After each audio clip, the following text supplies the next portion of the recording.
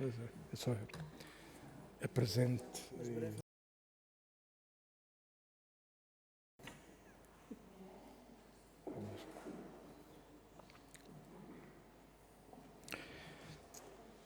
Boa tarde a toda a gente. Mais uma etapa na preparação da nossa peregrinação para a Reil Monial, que é um ponto de passagem logo no início, no primeiro dia, e logo no primeiro dia,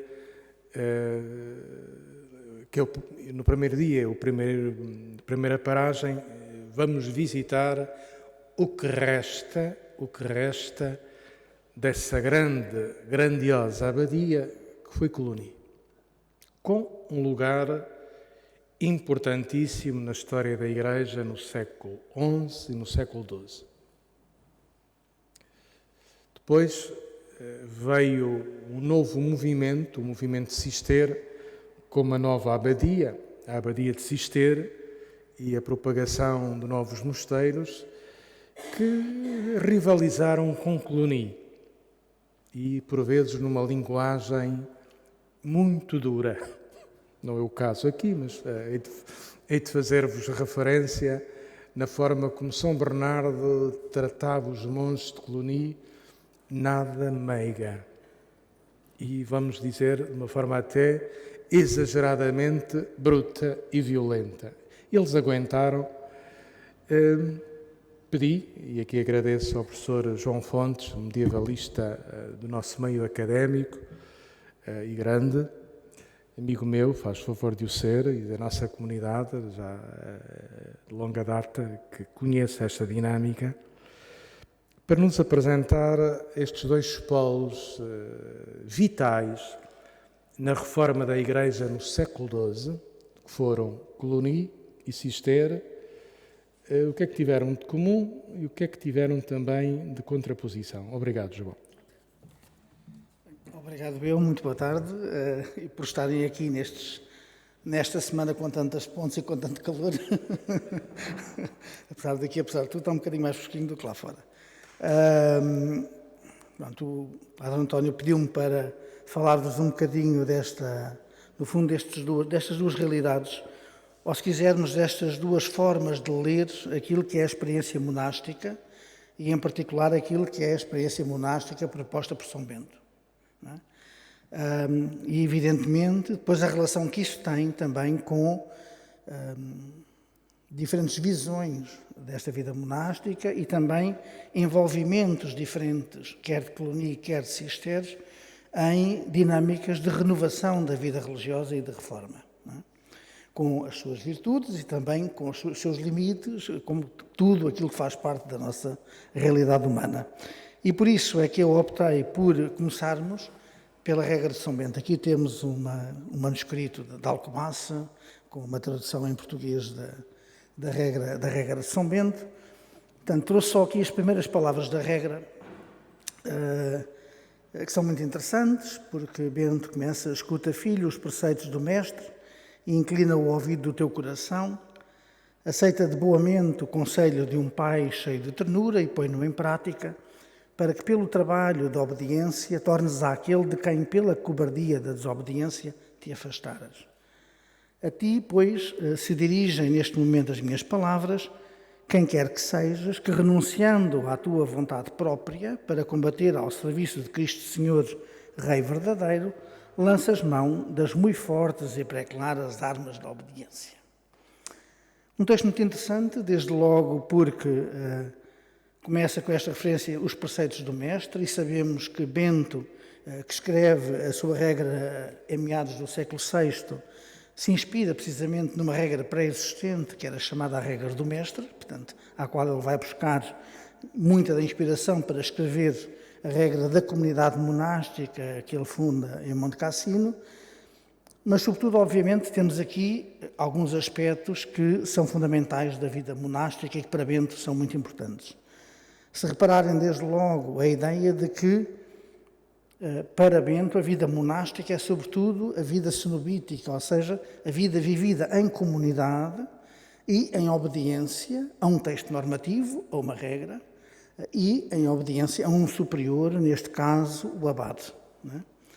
Apesar de Bento ter feito uma experiência eremítica durante algum tempo antes de fundar uma comunidade monástica e de não excluir propriamente o horizonte do eremitismo das suas próprias comunidades, ele vai propor, sobretudo aos monges que quiserem ser eremitas, que o sejam depois de uma vida monástica experimentada na obediência, para aí, já sem o apoio da comunidade e com a autorização do abade, poderem viver de forma mais solitária, mas também com uma outra maturidade. Não. Mas aqui, sobretudo, Bento apresenta o mosteiro como uma escola, como um sítio para onde se vai para iniciar um percurso de conversão. Não? Portanto, e sempre esta ideia de uma espécie de regresso, de restauração dentro de si, de uma imagem, da imagem de Deus semeada no homem, que no fundo acaba por ser desvirtuada pelo pecado. Não é? Portanto, ou seja, e por isso ele contrapõe aqui, à tua desobediência, hás de responder com a obediência. Com o orgulho do pecado, hás de responder com a humildade. Não é? Portanto, a regra faz precisamente esta proposta, de apresentar o mosteiro como um espaço onde, sobretudo, os homens, e não vemos aqui falar nem em padres sequer, portanto, para Bento, a comunidade monástica é uma comunidade de leigos. A regra praticamente nem fala em missas, só fala, sobretudo, nos momentos de oração que pautavam o cotidiano monástico, e essa oração podia ser feita tanto por padres como por leigos. Portanto, era para uma comunidade de homens que, em comunidade, aceitavam em comunidade fazer este percurso de conversão. Não é? Portanto, é evidente, e aqui há bocadinho vi ali a Lúcia entrar, e trouxe aqui este slide porque o professor Matoso usava sempre muito ou relembrava muito como o monaquismo, e o monaquismo cristão, obviamente, tinha muitos paralelos com experiências monásticas similares noutras tradições religiosas, não é? Fosse nas tradições orientais, fosse depois também no Islão e no próprio judaísmo, porque sabemos que também há comunidades monásticas, mesmo no tempo de Jesus, que assumiam também este afastamento do mundo como um caminho de perfeição religiosa, como uma opção religiosa. Não é? E, portanto, todos estes elementos que encontramos aqui, consagração à divindade e ao transcendente, procura de unidade interior e de fusão ou de encontro com o absoluto, a separação do mundo como aqui uma condição fundamental, a abstinência sexual, o desenvolvimento de determinados exercícios religiosos, de práticas ascéticas, de purificação ou de penitência, muitas vezes em comum também a existência de períodos de iniciação, que no caso do monaquismo cristão vai ser comumente chamado o período do noviciado, a sujeição a um superior ou a um mestre espiritual, independentemente do nome que ele tenha, um compromisso de estabilidade que é assumido pela profissão monástica, o respeito por uma regra de vida, muitas vezes a adoção de um nome novo ou de um hábito próprio, que no fundo distingue aquele que entra na vida monástica dos restantes, também exteriormente, e muitas vezes a adoção de um nome novo, que não acontece em todas as tradições monásticas, ou, por exemplo, a eliminação do nome de família, mas sobretudo para significar como se quem entra num mosteiro ou numa experiência monástica rompe com a sua família anterior e entra numa nova comunidade, numa nova família, uma família espiritual. É evidente que no monaquismo cristão a grande diferença, se quisermos, obviamente, é a referência a Cristo. O facto de o monge cristão, ao assumir tudo isto, falo, sobretudo, percebendo neste caminho de penitência, de conversão, de humildade, de comunidade, uma forma de seguir e de imitar o próprio Cristo, de se procurar identificar com Cristo, ele próprio obediente ao Pai, e também por este caminho de conversão, de purificação, participar na cruz de Cristo pelo despojamento e pelo dom de si próprio.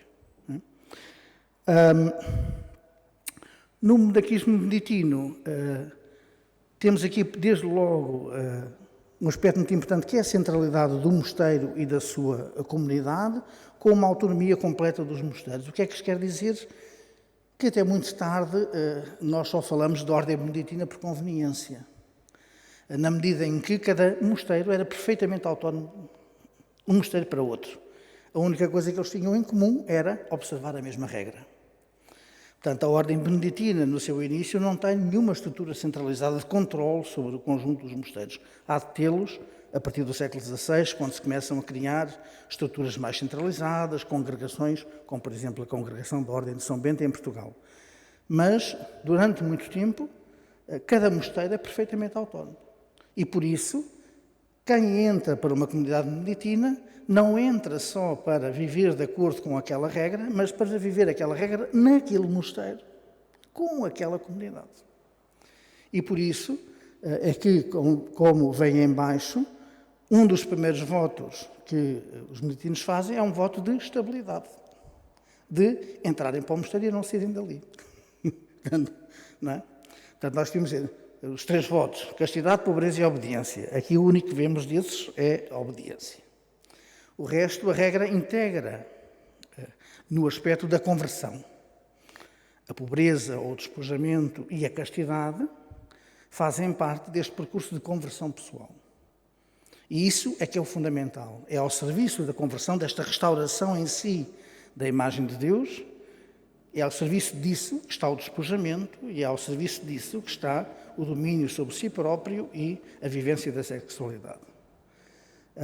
Agora, a estabilidade aqui é fundamental, porque, de facto, o mosteiro é perfeitamente autónomo e é para aquele mosteiro que se entra. E, em princípio, na ideia de, se a pessoa perseverar na vida monástica, também será nesse mosteiro que morre. E, por isso, a regra tem também prescrições muito claras sobre quando é preciso sair, quem é que pode sair e as formas de controle dessa saída por parte do abade. Não é?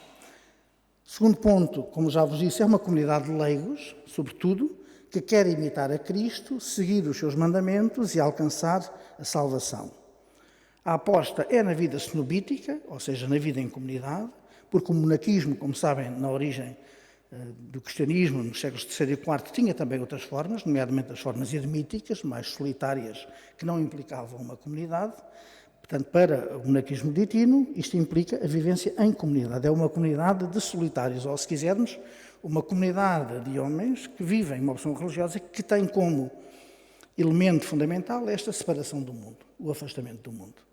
Um afastamento que, obviamente, é sinalizado pelo local onde o mosteiro se implanta, mas também é sinalizado, muitas vezes, pela definição de uma barreira que marca esta separação do mosteiro do mundo, ou seja, como uma cerca conventual, e que todos os mosteiros tinham, não é? Para delimitar o espaço de separação. Para dentro da cerca, esse espaço pertencia só à comunidade. E isso vamos encontrar nos beneditinos, devemos encontrar em muitos outros. Se vocês forem ver, por exemplo, a Cartucha de Évora, tinha um enorme perímetro a marcar aquilo que eles chamavam o deserto. Tanto que é, em si mesmo, também um termo muito significativo. A centralidade não é a da missa, mas a do ofício divino, ou seja, dos momentos durante o dia em que a comunidade se reúne para rezar. Cantar os salmos, os hinos, ler as leituras da Sagrada Escritura, da tradição da Igreja. Com uma vida de oração, de meditação, prática das virtudes e um grande equilíbrio entre oração, trabalho, meditação e descanso. A regra de Bento é uma regra muito equilibrada.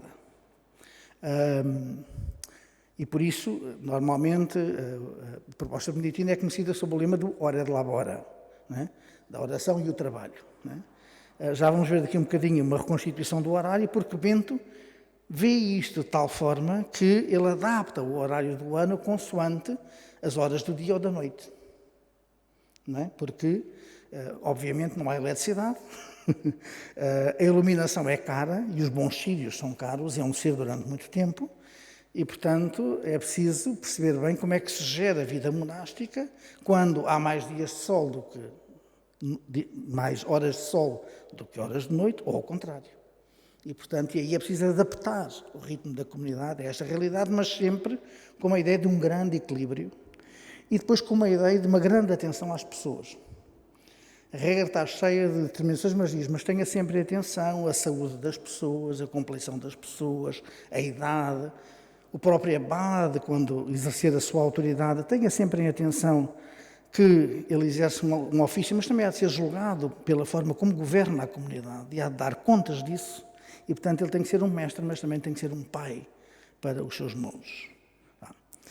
E por isso o abade vela pelo cumprimento da regra, mas também garante a unidade e a participação da comunidade, porque o abade, na regra beneditina, é eleito pelo conjunto da comunidade. Temos aqui uma comunidade democrática que elege o seu superior. Implica o abandono prévio dos bens, que podem ser, antes de professar, que podem ser dados a outros, mas também podem reverter a favor do mosteiro. Portanto, e aqui há uma diferença, por exemplo, entre o que vamos encontrar mais tarde com as ordens mendicantes, em que os conventos não podem receber bens. Não é? E os 3 votos monásticos, como já vimos, estabilidade, conversão e obediência. As virtudes monásticas, a obediência, a humildade, a oração, a piedade, o silêncio, que é muito importante na regra.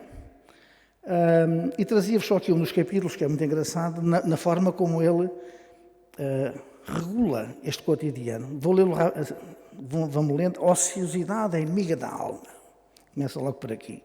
Por isso, em certas horas devem ocupar-se os irmãos com o trabalho manual e em outras horas com a leitura espiritual.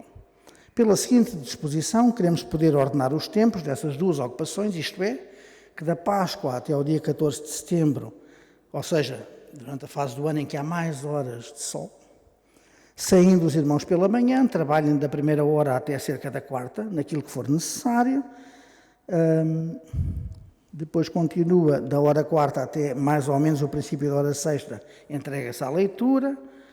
Depois de 6ª, levantando-se da mesa, o que significa que, entretanto, vão comer.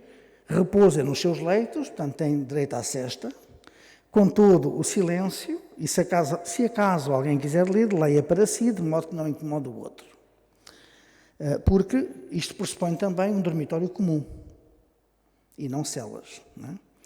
Celebre-se a nua mais cedo, pelo fim da 8ª hora, e de novo trabalha no que for preciso fazer até à tarde. Se, porém, a necessidade do lugar ou a pobreza exigirem que se ocupem pessoalmente em colher os produtos da terra, não se entristeçam por isso, porque então são verdadeiros monges se vivem do trabalho de suas mãos, como também os nossos pais e os apóstolos. Tudo, porém, se faça comedidamente por causa dos fracos. Como vem aqui, sempre presta atenção à situação concreta de cada um dos monges. Depois tem aqui um outro capítulo engraçado que eu vou, depois ele vai rearrumando estas coisas de setembro até o início da Quaresma, e depois, nos dias da Quaresma, como é que fazem? Sobretudo, aqui é muito interessante, a importância que a leitura tem e a distribuição de livros pelos monges. Portanto, o que é um aspecto importante que vai depois atravessar o mundo coloniacense e também o mundo cisterciense, ou seja, a ideia também da valorização dos textos, da leitura, da escuta, da cópia dos textos dentro dos mosteiros. Ou seja, o que faz destes espaços desde muito cedo, e lembre-se que Bento escreve a sua regra em meados do século VI, numa altura em que o mundo urbano clássico está a desmoronar, em que o Império já persiste no Oriente e não no Ocidente, em que cada vez mais os novos poderes bárbaros, os novos povos germânicos assumem o espaço do Império, e onde este mundo urbano e todas as instituições associadas ao saber letrado começam a definhar e a desaparecer. E aqui o monaquismo ocidental vai fazer dos mosteiros, de facto, espaços de salvaguarda cultural, mantendo a importância da cópia dos textos, da preservação dos textos, mas também da sua leitura, da sua escuta, do seu canto e até da veneração dos próprios textos, envolvendo, sobretudo, os textos usados na liturgia com elementos de veneração próprios, que ainda hoje usamos, das incensações, dos beijos, das bênçãos, das procissões associadas aos livros. Bom, não vos queria demorar aqui muito, porque só temos 1 hora, não é verdade? Pronto. E ainda nem chegámos a colorir. Portanto, era só para vos dar, e tenho aqui um quadro com um bocadinho a arrumação do cotidiano, consoante estamos na primavera, outono, no verão ou no inverno. Portanto, e como temos diferentes horas de noite ou de dia, sobretudo quando temos muita noite, temos vigílias noturnas mais prolongadas. Quando estamos no verão, temos vigílias noturnas mais curtas, mas também mais trabalho durante o dia e, com sorte, mais uma refeição, que também é importante. Mas, como veem, Bento não deixa nada ao acaso. Regula muito bem todo o cotidiano monástico. Não é? Portanto, e como sabemos, com os vários momentos, estes momentos de oração que conhecemos, que depois há de permanecer como aquilo que nós chamamos a liturgia das horas, precisamente porque são tempos de oração nas várias horas do dia. Não é? Pronto. E trazer só aqui o último passo da regra, que é muito interessante, porque diz, no capítulo sobre a oração, se quando temos algum pedido a fazer a homens poderosos, não nos atrevemos a fazê-lo, senão com humildade e reverência, com quanto maior razão devemos apresentar as nossas súplicas ao Senhor do Universo com toda a humildade e pureza de devoção. E saibamos, diz Bento, que não é pelas muitas palavras que seremos atendidos, mas sim pela pureza do coração e compunção de lágrimas. Por isso deve a oração ser breve e pura, salvo se um toque da inspiração da divina graça nos levar a prolongá-la, o que abre aqui tempo, espaço para a oração mental, para o prolongar da oração por mais algum tempo, uma oração mais pessoal. Mas para Bento é muito claro que aqui o essencial é, sobretudo, que toda a vida monástica possibilite este movimento de coração e esta transformação de coração. A conversão está no centro da vida monástica. E essa conversão é apoiada pela estabilidade, e é apoiada pela comunidade, e é apoiada pelo abade. Ora, os nossos amigos de Cluny é um mosteiro fundado em 910 por Guilherme, um homem muito poderoso, o duque da Aquitânia e conde de Mâcon, que funda um mosteiro que ele quer ser uma abadia exemplar, na observância exclusiva e rigorosa da regra de São Bento.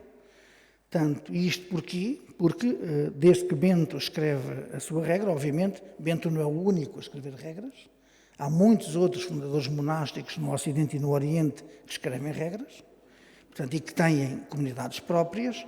Em muitos casos até, como acontecia muito comumente na Península Ibérica, e o professor Matoso estudou isso muito bem, até praticamente ao século X e até ao século XI, as comunidades monásticas da Espanha, muitas vezes, tinham um sistema de regra mista, portanto, em que o abade tinha uma espécie de enciclopédia com várias regras e regia a comunidade, umas vezes recorrendo a uma regra, outras vezes recorrendo a outra, ou seja, usando esse códice com as várias regras como uma espécie de manual de apoio para a gestão da comunidade. Mas muitas dessas comunidades não viviam exclusivamente na obediência a uma regra.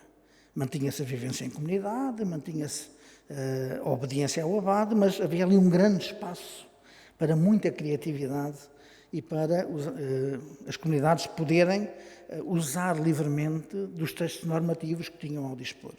O mundo carolíngio, anteriormente a Cluny, tinha proposto uma renovação da vida religiosa também a este nível, querendo propor os melhores textos, a melhor liturgia e as melhores regras.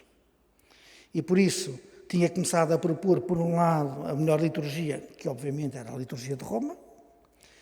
Tinha começado a propor que se produzissem bons livros litúrgicos, porque a liturgia devia ser bem celebrada, embora o bem celebrado fosse sobretudo fazer exatamente como lá está, cumprindo todas as rubricas, e por isso era importante ter bons livros, sem erros, e dar as melhores regras para o mundo monástico. E a melhor regra era seguramente para o mundo carolíngio, a regra de Bento.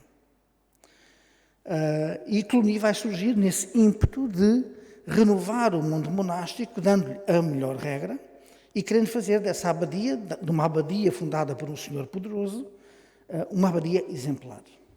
Mas, ao mesmo tempo, uma abadia que o próprio senhor diz que quer que esteja independente dele próprio e, por isso, entrega essa abadia à Santa Sé e confia aos apóstolos Pedro e Paulo, e todos os anos Cluny era obrigado a pagar um censo a Roma como sinal dessa obediência, dessa sujeição. A verdade é que as coisas não correram bem assim, primeiro porque continuamos a ter um conjunto de abades muito reformadores, portanto, muito reformadores, mas ao mesmo tempo abades que começam, também por via desta proteção pontifícia, a receber particulares privilégios, e um dos principais, já voltamos aqui, e um dos principais privilégios é a chamada isenção cluniacense, ou seja, os mosteiros, o Papa vai dar a Cluny isenção de jurisdição em relação aos bispos. Primeiro ao mosteiro e ao seu domínio, e depois vai estender a todos os priorados da ordem.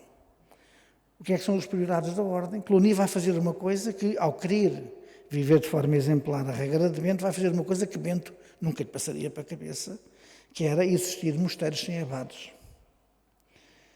Cluny vai ligar a si muitas comunidades monásticas que querem de tal maneira depender de Cluny que renunciam a ter abade próprio para obedecerem diretamente ao abade Cluny. Portanto, e substituem o abade na comunidade pela segunda figura prevista na regra, que era o prior. E por isso essas casas chamam-se priorados. O que significa que Cluny, com estes privilégios de isenção em relação à jurisdição pontifícia, começa a tornar-se um centro enorme de poder e de influência, juntando a si dezenas e dezenas de mosteiros que querem ser reformados, que querem viver exclusivamente segundo a regra de Bento, que adotam a liturgia romana, mas que querem viver na obediência ao abade Cluny. E são chamados precisamente estes priorados, porque depois temos outras abadias que são ditas de obediência, que se ligam a Cluny, mas que têm abade próprio, e depois temos umas terceiras abadias, que são as abadias de observância, ou seja, aquelas que querem viver como Cluny, mas que não estão de todo dependentes de Cluny. Portanto, e aqui é que volta o mapa atrás, porque este mapa dá-nos, e se a gente conseguir fazer aquele truque de há bocado, este mapa dá-nos este enxamear dos priorados que Cluny tinha, e estes pontinhos são tudo mosteiros que dependem diretamente de Cluny. Portanto, vejam o impacto enorme. Nem o papado, nesta altura, tinha esta capacidade de influência sobre o conjunto da Europa Ocidental. Não é? Portanto, é de facto um impacto impressionante. Mas Cluny tem um sucesso que não tem só a ver com isto, tem a ver com várias outras coisas. Tem a ver, desde logo, com algo que Cluny vai desenvolver, que é a primazia dada à liturgia e ao culto dos mortos. Ou seja, o desenvolvimento da ideia de que, a partir da ideia da comunhão dos santos, que une os vivos e os mortos, mesmo aqueles que já morreram podem beneficiar das boas obras feitas pelos vivos. E com isso, desenvolvendo esta ideia, Cluny é, por exemplo, responsável pela criação da festa dos fiéis defuntos, que entra depois no calendário da Igreja Universal, mas isto faz com que, para famílias nobres que começam a investir nos mosteiros, a fundar mosteiros, a querer sujeitá-los ao modelo cluniacense, faz também das comunidades de monges que ali estão intercessores privilegiados pelas suas próprias famílias, pelos seus antepassados, e como lugares de sepultura, ou seja, transforma também estes mosteiros em verdadeiros panteões familiares. Portanto, e esta transformação adapta-se perfeitamente a este mundo feudal da afirmação das grandes famílias condais, das grandes famílias da nobreza. Não é? Mas isto traz repercussões para a vida monástica, porque, como vimos, para Bento, a missa não era de todo um elemento central na vida monástica. Começa a ser. Quanto mais doações são feitas, mais pedidos de missas pelos defuntos são feitas, mais é preciso celebrar missas, dar satisfação a esses pedidos. E, portanto, a liturgia, e sobretudo a liturgia eucarística, passa a ter uma centralidade cada vez maior, obrigando, desde logo, a uma maior clericalização das comunidades, porque é preciso padres para celebrar essas missas, e, portanto, esta ideia de comunidades, sobretudo leigas, com uma fraca componente clerical, modifica-se com Cluny, e, ao mesmo tempo, toda a Igreja e o espaço da Igreja desenvolve-se porque, como sabemos, até ao Vaticano II, as concelebrações não são todos no mesmo altar, era cada um no seu altar a celebrar a sua missa. Portanto, e isso vai-se refletir em Cluny, porque a igreja de Cluny vai-se gradualmente alargando, crescendo, e portanto há várias fases de crescimento da igreja de Cluny, para permitir que muitas vezes haja centenas de missas a decorrer ao mesmo tempo. Naquele espaço, para dar cumprimento a todos os sufrágios que são pedidos por alma dos defuntos. Não é? Portanto, isso traz ao mesmo este desequilíbrio que Bento cria entre trabalho e oração, e, portanto, o que passa a ser valorizado, o trabalho que é valorizado, o que está aqui como Opus Dei, não confundir com outras realidades, é sobretudo este trabalho de Deus que é a oração, a clericalização das comunidades, a mitigação dos rigores da regra, porque começa-se a dar mais algumas, um bocadinho melhor das refeições, um bocadinho melhor no vestuário, a introduzir, por vezes, celas individuais para os monges, e depois o monge, que, na regra de Bento, era sobretudo um penitente, aquele que entrava num mosteiro para um percurso de conversão, agora é sobretudo um intercessor. Aquele que no mosteiro intercede pelos vivos e pelos mortos. Não é? E trouxe-vos aqui uma história muito engraçada, uma história de um livro de um autor chamado Raul Glaber, do início do século XI, que é muito exemplificativa desta mentalidade. Portanto, vou-vos ler porque a história é de facto uma delícia. E então diz ele: nas regiões mais recuadas da África vivia um anacoreta, portanto um eremita, dele-se dizendo que passara 20 anos isolado sem ver nenhum homem. Vivia do trabalho das suas mãos e das raízes das ervas. Portanto, o quadro era exatamente um dos primeiros eremitas do cristianismo. Não é? Um pobre moço de Marselha, um desses jovens que percorrem o mundo sem nunca deixarem de ver novos lugares, passou por lá. Ouvindo falar desse anacoreta, enfrentou a solidão dessa região consumida pelo ardor do sol e durante muito tempo obstinou-se a encontrar a sorte de o descobrir. Portanto, vejam como neste parágrafo ele quer logo dizer o homem estava num sítio onde ninguém o encontrava.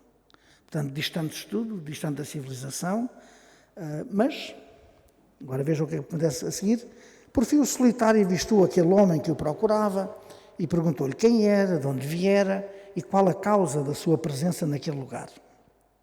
Sem se fazer rogado, o jovem respondeu-lhe que fora o ardente desejo de o ver que o tinha levado até ali e que nada mais desejava. O anacoreta, repleto de ciência de Deus, disse-lhe então: pelo que sei, vieste da Gália. Diz-me, por favor, se já viste o mosteiro de Cluny, o qual se situa na tua região natal. Sim, já ouvi, respondeu o outro, e conheço muito bem. Então disse-lhe o anacoreta: sabei que esse mosteiro não tem rival no mundo romano, sobretudo no que respeita a libertar as almas caídas em poder do demónio. E mola-se naquele lugar tão frequentemente o sacrifício vivificante, ou seja, a missa, que não se passa quase nenhum dia sem que, devido a tal mediação, não sejam resgatadas almas ao poder dos maus demónios. Com efeito, nesse mosteiro, conforme o testemunhamos, diz o autor, existe o costume, possível pelo elevado número dos seus monges, de celebrar missas ininterruptas desde a primeira hora do dia até a hora do repouso, e tudo isto se faz com tanta dignidade, piedade e devoção que disse-se aí morarem anjos em vez de homens. Um texto muito engraçado, uma historieta, aquilo que a Idade Média chama um exemplo para edificar, mas para mostrar desde logo como este eremita que vivia longe e que no fundo configurava o exemplo daqueles primeiros eremitas que viviam no deserto, e por isso o pormenor de o descrever como alguém vivendo num lugar inacessível, vivendo do seu trabalho, mas que conhece Cluny, elogia Cluny e diz que não há melhor lugar no mundo. Portanto, e que faz dos monges estes verdadeiros intercessores pela celebração permanente da liturgia, estes verdadeiros intercessores entre o céu e a terra. Mas depois esta ideia muito interessante, esta frase final muito interessante, de como se os monges já fossem mais anjos do que homens. E esta mentalidade vai ter muitas implicações. Desde logo, esta ideia de que o mosteiro é uma sociedade perfeita, uma verdadeira antecipação do reino de Deus. E nesta perspectiva a liturgia é vista como a antecâmara do céu. Vamos encontrar muitas imagens também face ao mundo medieval, que apesar de gostar muito da luz, porque acha-se que o mundo medieval é só porcos feios e maus, não é de todo. O mundo medieval gosta da luz, gosta da beleza, mas muitas vezes não tem recursos, na maior parte dos casos, para ter boa iluminação, para ter boas condições de higiene e, portanto, entrar num espaço onde há luz, onde há canto, onde o cheiro do incenso é permanente, onde aquilo que se ouve é belo, e isto de forma permanente faz pensar que se entra numa outra realidade muito diferente da realidade de todos os dias. Muito semelhante àquela Jerusalém celeste de que falavam as Escrituras, de que falam os clérigos, onde este louvor era permanente em torno do Cordeiro. Não é? Portanto, depois, a ideia da profissão religiosa como um novo batismo, no desprezo pelas coisas do mundo e pelas coisas terrenas. A ideia do desprezo do mundo que aparece aqui muito claro. Apesar de tudo, são mosteiros com abertura ao exterior, por via do ensino e da sua influência espiritual, mas a acentuação que é feita também no interior destes mosteiros da ideia de uma incompatibilidade entre a vida do mundo e o estado religioso. Ou seja, os verdadeiros exemplos dos seguidores de Cristo e dos pobres de Cristo são os monges, os únicos que deixaram tudo por Cristo para se dedicar de uma forma mais perfeita a esse trabalho de luta pelo resto da humanidade através da oração. E isso vai ter também as suas consequências no movimento da Reforma Gregoriana, que cria entre outros aspectos, não só propor também, porque é também um movimento de renovação litúrgica, porque quer propor também e impor a liturgia romana, e isso vai acontecer também na Península Ibérica, quando começamos a ter prelados formados nesta Reforma Gregoriana, e quando os mosteiros também hispânicos começam a viver segundo o costume de Cluny, abandonam as suas anteriores liturgias para celebrar a liturgia romana. Até porque o próprio imperador das Espanhas o tinha feito nos seus mosteiros, e a nobreza do reino começa a fazer exatamente o mesmo. Bom, mas aqui o que nos interessa é, sobretudo, esta ideia de que uma coisa é o estado religioso, outra coisa é a vivência do mundo, é muito importante para a Reforma Gregoriana, porque a Reforma Gregoriana quer evidenciar a diferença entre aquilo que é a realidade dos clérigos e aquilo que é a realidade dos leigos. Ou seja, sobretudo no intuito de moralizar os clérigos. Portanto, acabar com as questões do concubinato, acabar com as questões da simonia, ou seja, do tráfico de influências no sentido de obter cargos eclesiásticos para as suas parentelas e amigos, portanto, dos párocos que têm escassa formação, que vivem de forma desordenada como muitos leigos e, portanto, reformar o clero é, no fundo, separá-los, evidenciar a sua diferença face ao mundo dos leigos. E a primeira grande diferença está ao nível do celibato. Portanto, essa há de ser aqui, na Reforma Gregoriana, uma questão fundamental. E por isso este mundo monástico é também muitas vezes um mundo misógino. Portanto, com uma visão negativa da sexualidade. Há alguns textos até de homens muito interessantes, como Pedro Damião, mas que têm alguns textos em relação à sexualidade, que nos fariam ruborizar. Portanto, e sobretudo associando sempre a sexualidade à concupiscência, na boa tradição cristã, ou em alguma tradição cristã. O Padre António é mais especialista nesta área do que eu, mas sobretudo esta ideia de que ela só se torna legítima para ultrapassar essa concupiscência em nome da continuação da espécie e da transmissão do património. Bom, havemos de ter também a influência de Cluny na transmissão da ideia da vida espiritual como um combate, o que se vai também aplicar bem, inclusive como um combate espiritual contra o mal, contra o demónio, mas cá depois também ter leituras ao nível leigo em tempos em que se começa, por um lado, a querer controlar e disciplinar o exercício da guerra entre os leigos e, por outro lado, reconduzir esse ímpeto militar na defesa dos interesses da cristandade e na luta contra o Islão. Não é? Portanto, e a guerra que há de aparecer efetivamente como virtuosa será essa guerra contra o inimigo da cristandade, que fará depois aparecer o espírito de cruzada. Não é? Aqui não nos demorar muito mais, não temos tempo de chegar a Cister. Bom, Mas isto importa também porque a reforma gregoriana, apesar de, em princípio, se orientar, sobretudo, para uma distinção daquilo que era a esfera de influência do mundo eclesiástico, daquilo que era a esfera do mundo dos leigos, de travar a excessiva intromissão dos leigos na colocação ou na definição dos clérigos para igrejas e mosteiros, para moralizar a vida do próprio clero, no fundo vai generalizar uma ideia que é a Igreja precisa de reforma. E esta ideia de que a Igreja precisa de reforma, a começar pelo clero, portanto, é algo que vai alimentar e perpassar também pela pregação para as camadas populares, portanto, e para o mundo dos leigos. Esta ideia de uma visão cada vez mais crítica e mais exigente em relação à vida religiosa e a ideia de uma necessidade de uma maior coerência entre o professado e o vivido. Ao mesmo tempo, a própria realidade dos séculos XI e XII é uma realidade em transformação, porque o mundo ocidental está em expansão, uma expansão económica, uma expansão da área agricultada, um crescimento demográfico, um desenvolvimento comercial, um desenvolvimento das cidades, com todas as novas realidades que isto traz. Por um lado, uma realidade muito interessante que é a valorização da função dos bispos e dos padres em meio urbano e, portanto, da função sacerdotal e o desenvolvimento do movimento canonical, não vamos falar disso agora. Uma questão que se torna central, que é a relação com o dinheiro e com o poder. Nas cidades onde se produz riqueza, onde circula cada vez mais dinheiro, onde o comércio se desenvolve, é também o espaço onde também florescem cada vez mais pobres e mais marginalizados. E, portanto, esta questão começa a inquietar as consciências cristãs.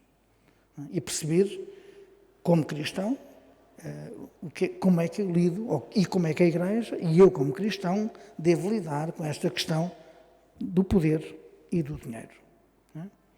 Depois a ideia de uma reforma, não já ao jeito de Cluny como uma normalização, como a adoção da melhor, dos melhores textos litúrgicos, da melhor regra, mas uma reforma entendida como um regresso às origens.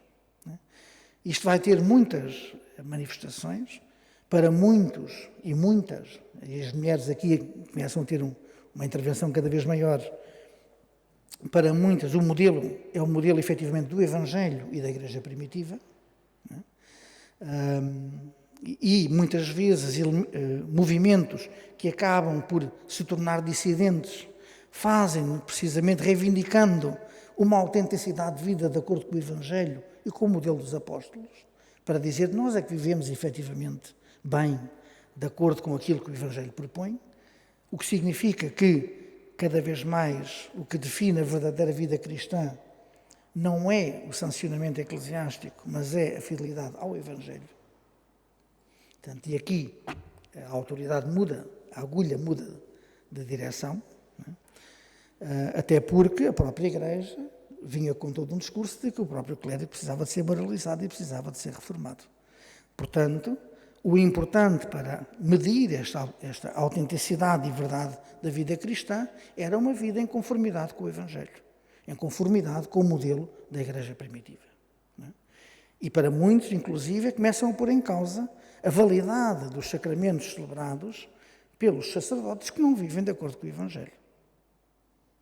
Claro que a Igreja aí reage, porque aí começa-se a pôr em causa o seu poder de mediação e de validação daqueles que podem presidir ao culto. Não é? Isso há de levantar outras questões.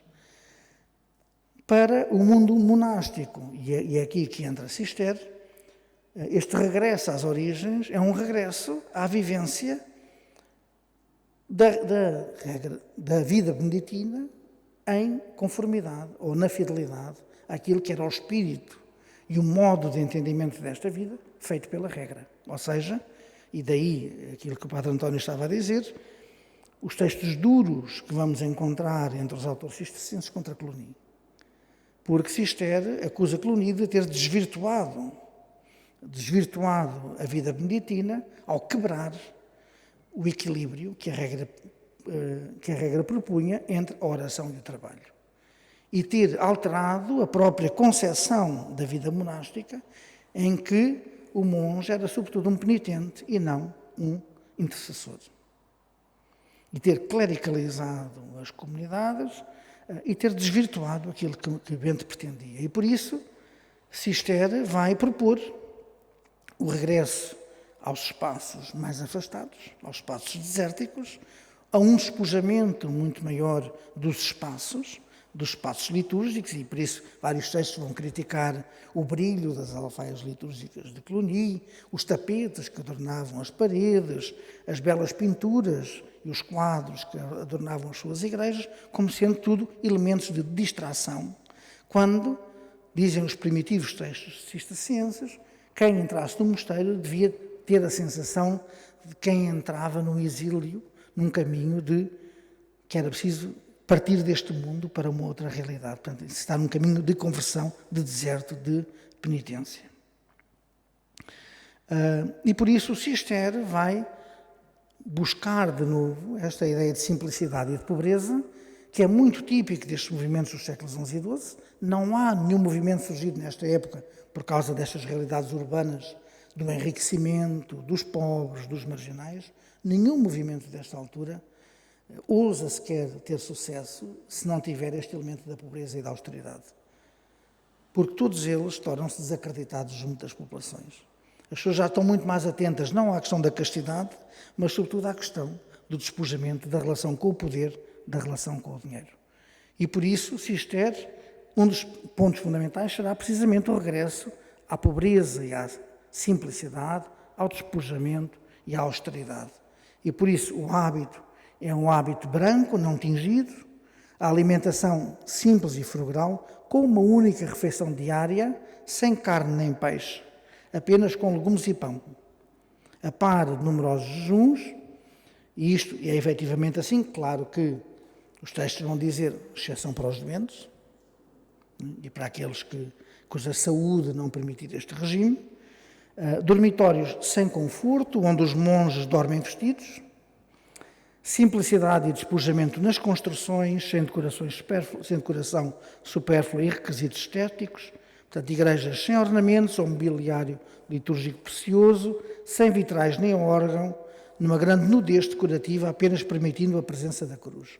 Isto são os textos iniciais cistercienses, porque depois as abadias posteriores vão começar a dar concessões graduais, sobretudo esta questão dos vitrais e da beleza, de alguma beleza na própria ornamentação e nos objetos litúrgicos. O primado do silêncio e da solidão e o rigoroso afastamento do mundo, o primado da exploração direta da terra e do seu cultivo por meio dos conversos, uma realidade que Cister vai introduzir, ou seja, a par dos monges do coro, começam a haver irmãos leigos que também professam, mas que têm, sobretudo, o papel de assegurar as tarefas de exploração direta da terra, das propriedades dos mosteiros. Para quê? Para garantir que os mosteiros não ficam dependentes de senhores leigos, de senhores externos, que são economicamente autónomos. Não é? Claro que isto vai ser uma pescadinha de rabo na boca, porque os mosteiros, nesta procura, vão também procurar juntar o património suficiente para garantir a sustentação da comunidade, e vamos chegar, por exemplo, a um século XV, em que o mosteiro como Alcobaça tem bens de norte a sul do país com um domínio perfeitamente incrível de terras. Bom, o restabelecimento do equilíbrio entre o trabalho manual, a liturgia e o tempo concedido à oração, e depois a partilha com outros movimentos da recusa da aceitação de crianças. A regra de São Bento permitia que as comunidades aceitassem crianças para serem criadas no mosteiro para depois ingressarem na vida religiosa, aquilo que eram chamados os oblatos, aqueles que eram oferecidos à comunidade, e há um capítulo na regra que diz como é que se fazia. Cister vai recusar isso, porquê? Para dizer que a profissão religiosa e o ingresso na vida religiosa tem que ser um ato consciente e fruto de uma opção pessoal. E por isso, apesar da regra prever para o tempo de Bento o acolhimento de crianças e a oferta de crianças aos mosteiros, Cister vai recusar isso, porque diz que não podem, de facto, entrar Ou seja, a opção pela vida religiosa não é uma opção feita pela família, é feita pelo próprio. E essa opção tem que ser consciente. Temos também aqui a enorme expansão que Cister vai alcançar. Portanto, não é uma questão de Cluny estar a diminuir, porque vemos pela mesma época que Cluny tem imensos priorados também, mas a Cister vai ser um movimento de renovação dentro deste mundo beneditino que vai atrair muita gente ansiosa por uma vida monástica mais austera, mais rigorosa. Inclusive em Portugal sabemos que os primeiros mosteiros cistercienses na zona do Val do Douro, por exemplo, e das Beiras, eram quase todos antigos eremitérios que se deixam depois seduzir pela proposta cisterciense, precisamente pela sua austeridade, face ao mundo beneditino tradicional. Aqui temos uma outra realidade, que é Cister vai ter uma forma de organização também muito particular. Eu penso que vocês vão visitar algumas destas abadias, não é? Das que aqui estão Claraval, Morimont, Pontigny, Citeaux e La Ferté. Portanto, são algumas das primeiras abadias, mosteiros cistercienses, e Cister vai criar um sistema de filiação entre abadias. Ou seja, entre as abadias mais antigas, quando se cria uma nova abadia, essa abadia sujeita-se ou liga-se a uma das abadias mais antigas, que tem sobre essa abadia um direito de visitação. Não é? E, portanto, vai-se criando uma rede entre abadias mais antigas, abadias novas, e, de facto, as abadias mães têm direito a visitar as abadias filiadas, e as abadias filiadas têm esse dever também de obediência em relação às abadias mães, mas, ao mesmo tempo, todas elas têm direito a participar na grande reunião anual que se celebra na Ordem, ou seja, o capítulo geral. Portanto, isto, como vem, é uma novidade em relação ao mundo beneditino, que não tinha esta estrutura centralizada. Portanto, não tinha nenhum órgão que representasse o conjunto dos mosteiros. E o capítulo geral é importante porque produz textos normativos e, sobretudo, e há vários colegas que têm estado a trabalhar essa questão, por exemplo, vigiam no sentido de haver um grande controle sobre a liturgia. Porquê? E é sempre a liturgia, os liturgistas são sempre uma desgraça. Mas porquê? Precisamente para os mosteiros não caírem novamente na tentação de entrarem novamente num desequilíbrio face à procura por parte dos patronos leigos, não quebrarem este equilíbrio que para a ordem era tão cara e para a regra de São Bento entre os tempos de oração e os tempos de trabalho e de descanso e de meditação. E por isso, permanentemente, ela está a controlar a liturgia, inclusive tem que autorizar as festas que são celebradas no conjunto de toda a ordem e as novas devoções que são assumidas por toda a ordem, precisamente para permitir que não se quebre este equilíbrio e que os mosteiros permaneçam fiéis à proposta da regra de Bento. Aqui trago-vos apenas uma diferença de plantas para compararem entre aquilo que era o mosteiro de Cluny e depois aquilo que é um dos mosteiros cistercienses de Fontenay, e vem perfeitamente aqui a diferença, por exemplo, desde logo no tamanho das igrejas, entre uma e outra, o conjunto de naves, a extensão das colunas.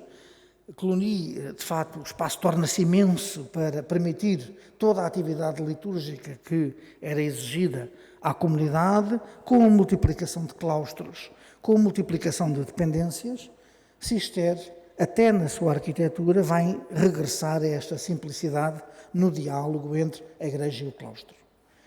E, fazendo toda a vida da comunidade acontecer à volta do claustro, onde se situa a sala do capítulo, onde se vão situar os dormitórios, onde se vai situar o refeitório, etc, etc. Claro, todos eles mantendo num espaço mais afastado, por exemplo, estruturas destinadas ao acolhimento dos hóspedes, como é evidente, para manter o resguardo da própria comunidade. A hospitalidade mantém-se desde as origens do monaquismo como um elemento sempre presente. Mas, de facto, Cluny desenvolve-se como um grandíssimo domínio, com uma complexidade arquitetural espantosa Se procurarem, há muitas coisas na internet, já há muitos trabalhos de reconstituição da Abadia de Cluny. Aliás, no próprio sítio eles desenvolveram já mecanismos em que, através de uns ecrãs, nos sítios onde estão, eles mostram o que era, o que estava naquele lugar, quando agora só se vê em ruínas, para se ter a percepção da imensidão do que era este mosteiro, que depois é completamente destruído no século XIX, bombardeado, arrebentado, que passa-lhe uma estrada pelo meio. Portanto, o que está é uma pequeníssima amostra daquilo que existia. É engraçado também, e estávamos a falar disso no início, muito perto de Cluny está a comunidade de Taizé, a poucos quilómetros. Penso que todos sabem o que é a comunidade de Taizé. Portanto, quando o irmão Roger, que vinha da tradição calvinista e era suíço, resolve sair de bicicleta à procura de um sítio na Europa onde começar a experiência de uma comunidade ecuménica que fosse uma parábola de possibilidade de reconciliação entre os cristãos, acaba por ficar em Taizé simplesmente por um casal de velhotes diz-lhe: estamos aqui tão sozinhos, fica aqui connosco. E ele resolve lá ficar. Mas ele próprio transmite a memória quando está a pensar na regra de vida para a comunidade e no belíssimo texto que eles têm, aquele texto de Profissão dos Irmãos, que é simplesmente uma pérola, a questão da relação com os bens e com a pobreza. Precisamente porque, passado mais de um século da extinção da comunidade de Cluny, ainda havia a memória, sobretudo de Cluny, ser um grande potentado económico e um grande senhorio eclesiástico. Aquele que tinha todas as terras naquela zona, que exigia as rendas das pessoas, que não lhes poupava os impostos. Portanto, ainda permanecia essa memória entre as populações, e o irmão Roger foi muito sensível a isso, para dizer: nós temos que dar um testemunho diferente nesta comunidade ao assumir que não temos nada de próprio. Portanto, é interessante como estas memórias perduram e questionam. Portanto, como tudo, de facto, Cluny desenvolve muito algo que depois, que é também um dos sinais do seu sucesso, que é precisamente esta abertura ao culto dos mortos e a importância da oração pelos defuntos, algo que depois a Idade Média vai desenvolver ao estruturar também a ideia do purgatório, etc, etc. Coisas bem mais complicadas depois de trabalhar em termos teológicos, mas isso podem perguntar ao Sr. Padre António. Mas nesta altura não se trata do purgatório, trata-se da ideia de que mesmo aqueles que descansam e aguardam a ressurreição final, as boas obras que entretanto se fizerem por eles, podem intervir naquilo que será o seu destino na ressurreição dos mortos. Não é? Portanto, bom, Cister propõe de facto aqui um retorno a esta frescura da regra de São Bento, ao mesmo tempo respondendo aos desafios do seu tempo. Portanto, percebendo aquilo que para as populações dos séculos XII e XIII eram realidades a que eles eram particularmente sensíveis. A relação com os bens, a questão da austeridade, a autenticidade de vida, os movimentos que implicam um regresso, a reforma entendida como um regresso às origens, e Cister corporiza tudo isto. Não é? Corporiza todo este movimento. Mesmo depois, novamente, com as suas incongruências. Portanto, porque muitos destes mosteiros acabarão também mais tarde por se tornar grandes potentados económicos. Álvares Gil e de poder. Bernardo de Claraval é um homem particularmente interessante, porque ao mesmo tempo que é um homem brilhante e com uma reflexão teológica e espiritual interessantíssima, também é um homem que mete o bedelho em tudo o que é política da época e que, inclusive, tem alguns momentos menos felizes de perseguição ou de condenação a pessoas que apresentavam um pensamento mais heterodoxo, como acontece, por exemplo, com o Abelardo. Não é? Mas pronto, as coisas humanas são todas assim. Portanto, fechava só com esta frase de Bernardo, que apesar de tudo resume bem esta visão de Cister, para dizer: sabemos bem que o ofício do monge não é o de ensinar, mas sim o de chorar. Portanto, nesta perspectiva de que o monge vem sobretudo para a conversão, para um percurso de penitência. E o ensinar aqui pode parecer estranho, Não o é, na medida em que, de facto, Cister e outros movimentos monásticos da época vão começar a fechar as escolas dos mosteiros que estavam abertas ao exterior. Até porque o mundo urbano começa a ter cada vez mais escolas. E essas escolas vão-se depois organizar e transformar em universidades. E temos vários cistercienses muito interessantes a dizer que nessas escolas não se aprende nada. Que os debates que se têm nas universidades não levam a lado nenhum. E que a verdadeira verdade, e aí volta-se àquela imagem que vimos no início da regra de São Bento, a verdadeira escola, onde se aprende a verdade, é a escola do mosteiro, é a escola de Cristo, é a escola desse encontro consigo mesmo e esse seguimento dos mandamentos. E por isso vamos encontrar alguns textos cistercienses muito reativos em relação ao universo escolar dos séculos XII e XIII, ferozes, por exemplo, em relação a Paris, com aquela efervescência de clérigos que vinham de todo lado para estudar teologia, que estavam entusiasmadíssimos nos debates universitários, dos novos textos que apareciam naquela época, como os textos aristotélicos e outros. Eu disse, nada disso leva a lado nenhum. A verdadeira escola está noutro lugar. Pronto, é muito interessante este contexto.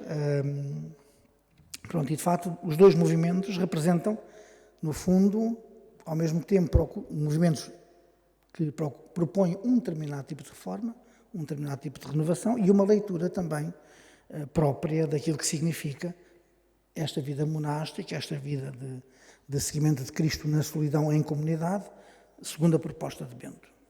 Portanto, acho que era isto para já. Portanto, fico aberto às vossas questões, se quiserem, se tiverem algumas. Espero que não tenha sido muito confuso na apresentação e estão à vontade.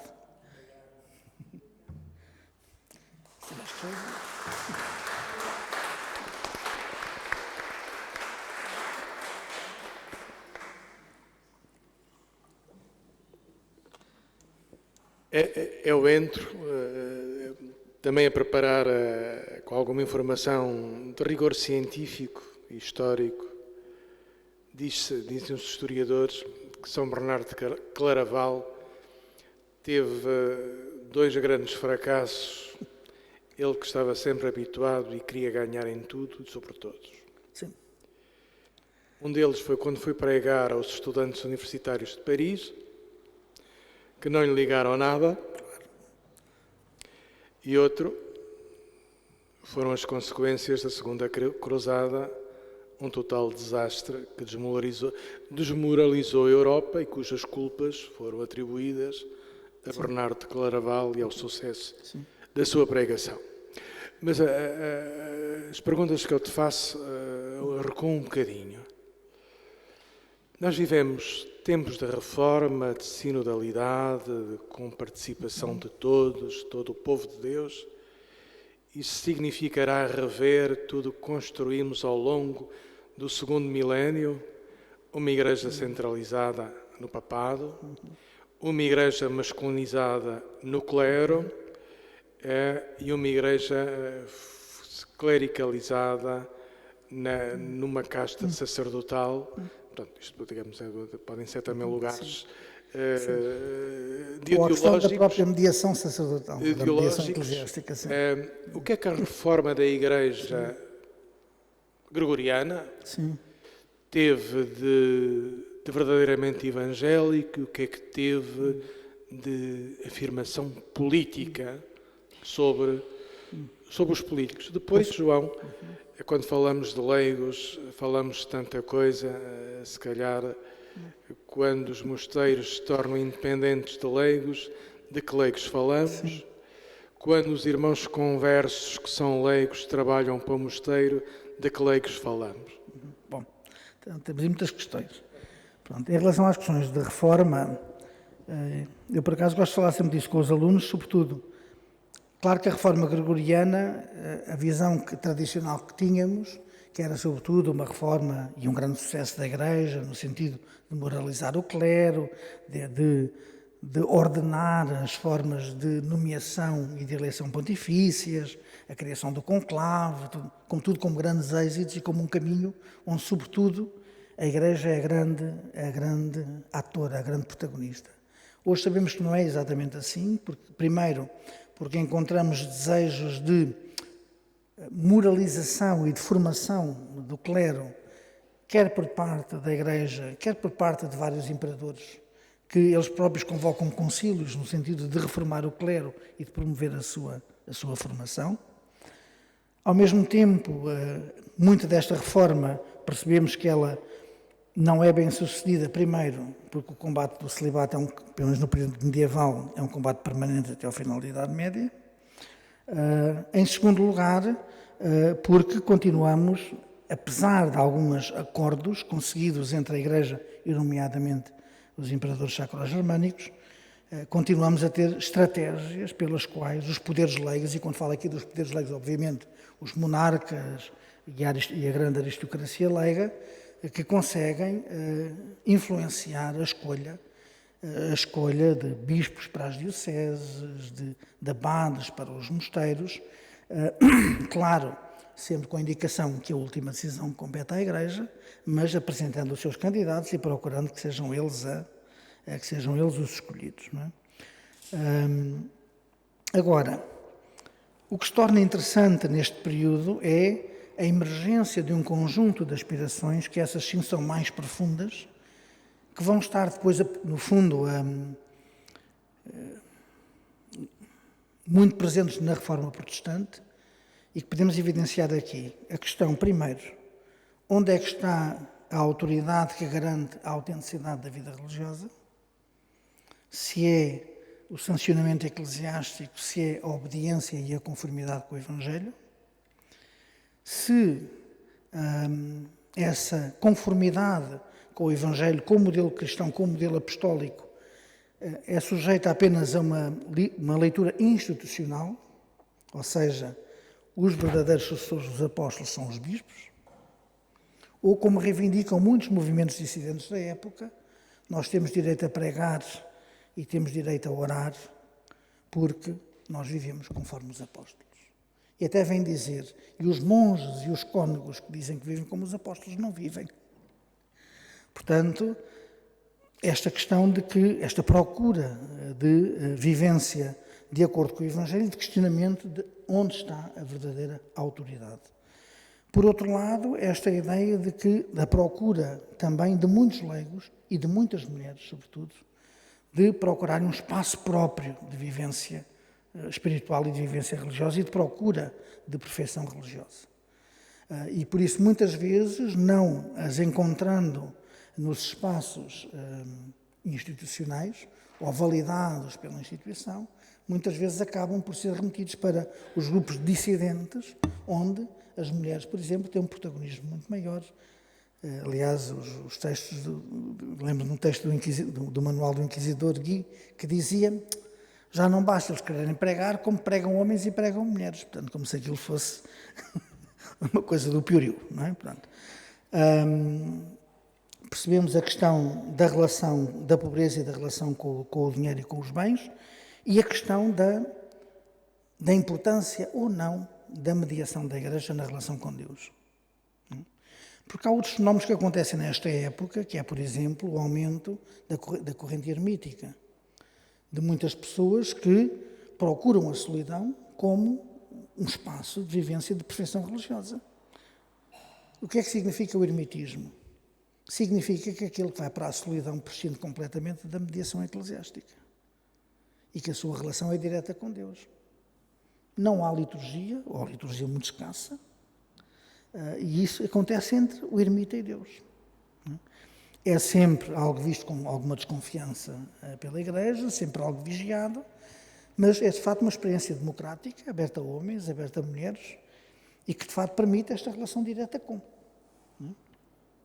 Portanto, todas estas questões que começam a emergir aqui, o desejo dos leigos de acesso à palavra de Deus, o direito de meditar, de pregar, de viver de acordo com esta palavra, a consciência de uma dignidade batismal, né, que faz da vida cristã essencialmente um seguimento e uma imitação de Cristo, tudo isso já aparece nesta época.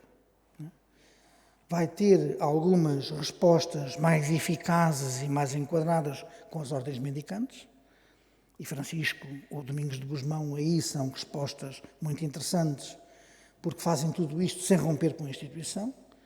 E Francisco acolhe desde cedo as mulheres, porque acolhe Clara entre os seus seguidores, não é? E Clara há de ser no interior da ordem franciscana, e o André Vaucher depois prova isso nos vários refazeres das memórias sobre Francisco, como os textos mais exigentes em termos mais exigentes em termos de vivência da pobreza e daquela pobreza mais radical, vêm dos círculos de Clara, que não cedem nesse aspecto, e Clara não quis ceder nesse aspecto, e obtém inclusive do Papa um privilégio para ser pobre, o chamado privilégio da pobreza, e acolhe leigos das ordens terceiras, onde nascer precisamente no entorno das ordens mendicantes. Não é? Mas muitas dessas questões, no fundo, aprofundam-se ao longo de todo o período medieval. Claro que o cisma vai ainda aumentar esta questão da autoridade, porque já nem o papado está a salvo quando se tem 2 e às vezes 3 papas. Quem é que tem a verdadeira autoridade dentro da Igreja? Como é que percebemos o caminho a seguir? É o Papa? São os imperadores e os monarcas? É o concílio, que representa o conjunto da Igreja? Portanto, temos aí todo um amplo debate, todo um conjunto de questões que eu acho que hoje são muito interessantes de perceber, que já estão aqui presentes e que nos convocam hoje. Não é? Várias das questões que depois o concílio Vaticano II acaba por assumir, estavam já presentes nesta época. Portanto, a questão é que a reação à reforma protestante acaba por acentuar, sobretudo, uma lógica de afirmação por oposição, em que ambos os lados vão radicalizar-se e radicalizar as suas práticas religiosas e aquilo que afirmam na forma como entendem e vivem a fé, sobretudo naquilo que as diferencia do outro. Não é? Portanto, um tempo de confessionalidade. Portanto, ainda era muito comum, e eu lembro-me de algumas atividades ecuménicas, de virem dizer, isso de usar velas é muito católico.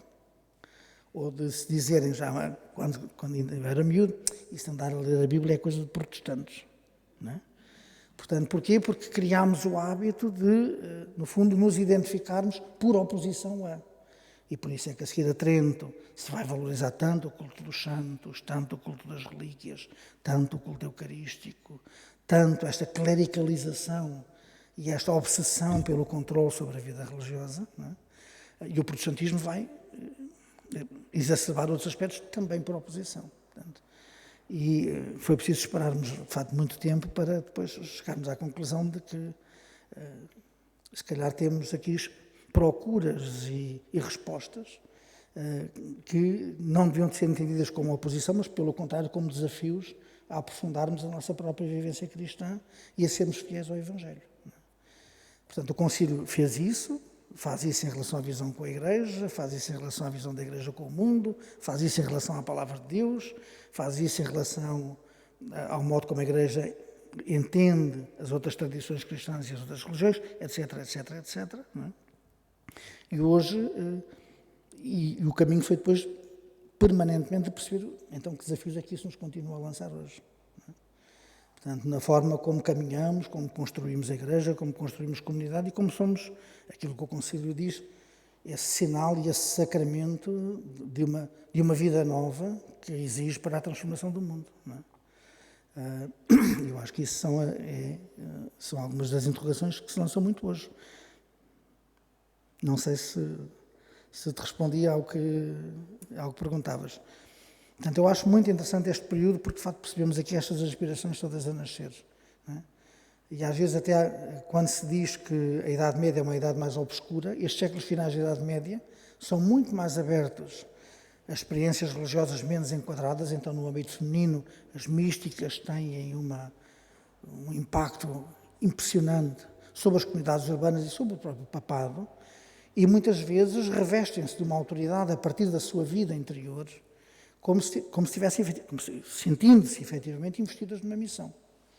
Tanto mulheres como Catarina de Sena, como Brígida da Suécia e tantas outras, que por causa da sua vida interior e por causa dessa identificação com Cristo que procuram no próprio corpo,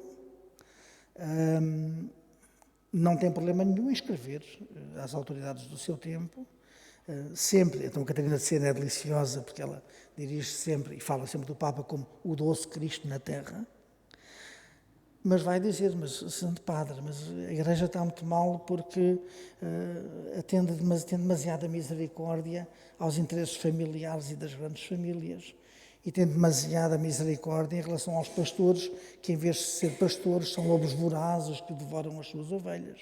E vai dizendo estas coisas todas, mas sempre ao doce Cristo na Terra. Portanto, não é? Portanto, e sempre invocando precisamente esta urgência de uma renovação da própria Igreja. Não é? E estas mulheres têm uma autoridade muito grande. Vamos encontrar mulheres que, por exemplo, optam por uma vida reclusa dentro das cidades, as chamadas empresadas.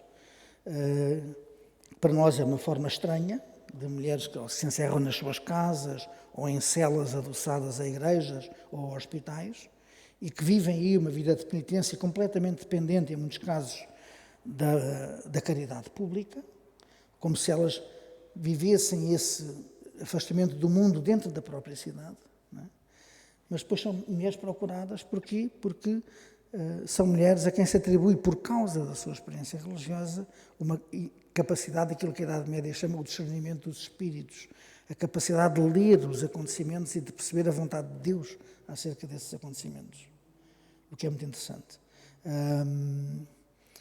Pronto. Existavam muitas outras coisas, mas, de facto, estes finais de Idade Média têm muitas outras experiências mais marginais no sentido de que não são conventualizadas, não é? Portanto, são experiências menos institucionalizadas, mais informais, mais carismáticas, mas que a Igreja tolera, acompanha, vigia, mas depois, quando chegamos ao século XVI, e Trento vai dizer, não, aqui as mulheres ou estão em casa com as famílias, ou casam, ou estão dentro de conventos. Portanto, acabou-se esta diversidade e esta criatividade feminina. Não é? Força. Obrigada, João, pela excelente intervenção, tão claro tudo. Para mim, ajudou-me sobretudo a ver a diferença entre este movimento de Cleoni e o que o movimento de Cister veio fazer, enfim, ao espírito da ordem genericamente beneditina. Eu tenho duas dúvidas. Primeira, achei interessantíssimo, coisa que não sabia, começou tudo com comunidades de leigos. E isto parece-me um dado interessante e desafiador também para os dias de hoje. Mas quando é que começou a haver um abade? O abade já era ainda leigo? Era leigo. Já tinha ordens? Não era leigo. Era leigo também. Ai, que interessante. Quando é que começou a haver sacerdotes? Para além dos irmãos com... Pronto. A regra não... Sim. A regra de São Bento praticamente não fala dos irmãos sacerdotes. Fala dos monges, pura e simplesmente. Fala da existência de uma celebração eucarística conventual, o que pressupõe que haja pelo menos, nem diz que tem que eventualmente ser um monge, não se percebe até se não poderia ser algum clérigo que viesse prestar esse serviço à comunidade. Mesmo havendo, percebe-se que a proposta de Bento, o central não é a missa, o central são os momentos de oração, durante o dia, intercalados com o trabalho e com a meditação. Portanto, e por isso é uma regra pensada sobretudo para uma comunidade de leigos, e aí, quando se define o abade, não se diz que ele tem que ser presbítero, pelo contrário, tem que ser alguém escolhido pela própria comunidade, que revele as qualidades espirituais e humanas capazes de desempenhar essa função. Como nas comunidades femininas, também temos as abadesas, que obviamente, por razões que sabemos na tradição ocidental, também não recebem qualquer tipo de ministério ordenado, não é? Ou pelo menos são afastadas dele rapidamente, mas que continuam a ter esse desempenho de autoridade no interior da comunidade, porque são elas também que presidem aos capítulos, que pregam para a comunidade, se for necessário, que leem e comentam a regra, que impõem as disciplinas àquelas que se comportam menos em conformidade com a regra. Portanto, e é muito interessante isso, não está muito estudado, porque às vezes também não temos muitas fontes, esta autoridade feminina também no interior das comunidades, mas continuam a ser leigas. Não é? Têm uma profissão religiosa, portanto, são tidos como leigos no sentido que não são ordenados, embora a Igreja os entenda distinto dos leigos, porque fazem uma profissão religiosa e, portanto, estão sob a tutela eclesiástica. Não é? Mas, efetivamente, não são ordenados, portanto, não são padres, portanto, mesmo nas comunidades beneditinas. Não é? De facto, é Cluny, ao dar tanta importância à celebração da Eucaristia e torná-la tão central no seu cotidiano e também na sua subsistência, que obriga não só a que a comunidade cresça para garantir aquelas missas todas, como, sobretudo, aumente o número e o peso dos sacerdotes no interior da comunidade. Portanto, e é contra isso que Cister reage. É contra isso que Cister reage. Não é? No fundo, Cister acaba por não ter uma opção muito diferente, por exemplo, daquilo que vai ser a opção da Cartucha, que surge mais ou menos na mesma altura. Não é? Porque São Bruno vai também iniciar uma experiência muito interessante, porque é também uma experiência que procura salvaguardar a experiência ermítica e a experiência da solidão, e que também tem os padres do claustro e os irmãos leigos. Portanto, há algo muito parecido com os conversos, o sistema de conversos e padres professos de Cister, né? Ou dos monges professos de Cister.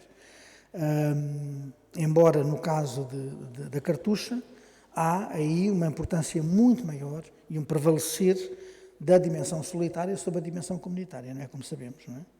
Portanto, aí a Cartucha, o espaço de vivência do monge é a sua cela. E a cela é um microcosmos de tudo aquilo que ele precisa, com o espaço para dormir, com o espaço para rezar, com o espaço para ler e com o espaço para trabalhar, porque cada cela tem um pequeno jardim, um pequeno pedaço de terra que o monge também cultiva. Não é? E, portanto, e muitas das orações do dia, que eles continuam a fazer, fazem-no na sua cela, fazem ao mesmo tempo. Porquê? Porque há um sino que toca, indicando àquela hora todos devem rezar a mesma coisa. Não é? E só durante a noite, nas vigílias noturnas ou ao domingo, é que os monges se juntam para rezar em conjunto. Não é? Portanto, aí há uma prevalência, de facto, muito maior da solidão e que permanece ainda hoje, não é? Portanto, nas cartuchas. Não é?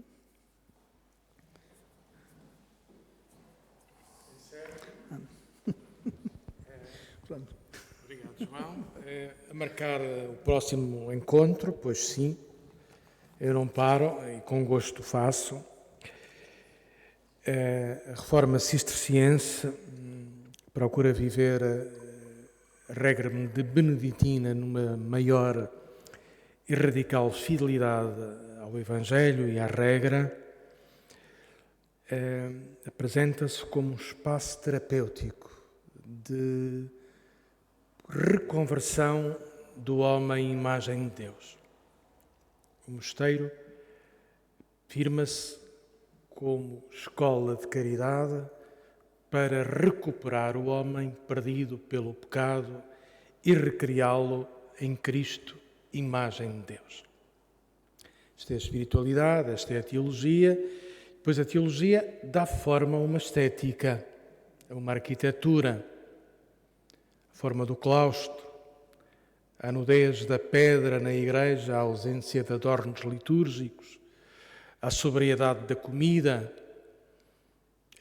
Tudo isto é uma forma de viver e de dar forma à espiritualidade cisterciense. A anunciar já o próximo encontro, a estética cisterciense, com a querida amiga da casa, a professora Maria Luísa Jaquiné, também está ali, e que para a próxima semana, quinta-feira, nos apresentará essa forma da beleza, da estética, a forma de beleza da espiritualidade cisterciense. Eu tive um azar que se transformou, ou se vai transformar em partilha. Ao procurar alguns livros a preparar esta peregrinação, por erro de plataforma, fiz uma requisição em duplicado. Vou partilhá-los com o João. Nada se perde, tudo se transforma. Um é a correspondência amorosa entre Abelardo e Heloísa.